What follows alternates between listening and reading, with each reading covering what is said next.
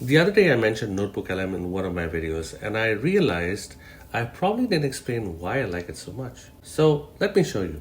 By the way, I'm Nawaz. I build apps and share practical ways to use technology in business and everyday life. One of the things I really like about NotebookLM is that you can give it a collection of information that you trust and then use that information to understand a subject, research a problem, or even build something from it.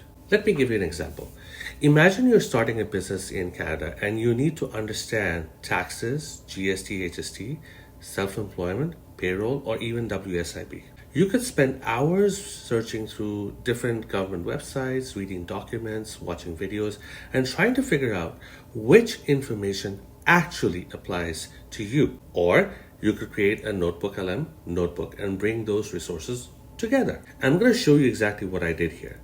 I've created 4 notebooks that cover different areas, including Canadian taxes, starting a business in Canada, and Ontario employment information. And now I can open one of these notebooks and ask it questions based on the resources I've provided. For example, I can ask, what are the most important things a new business owner in Ontario needs to know about payroll? Or, based on these resources, create a checklist for someone who is starting a small business. And what's really useful is that I'm not just asking it to give me an answer from somewhere out on the internet. I'm giving it the material I want it to work with. That distinction is absolutely important.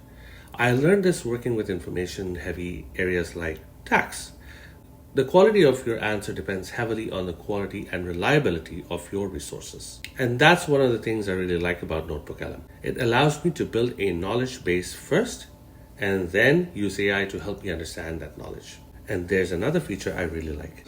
If I've got a lot of material to go through and I'm driving or walking, I can use the audio overview and essentially listen to my own research as a podcast style discussion. Now, these are not just examples I created for this video.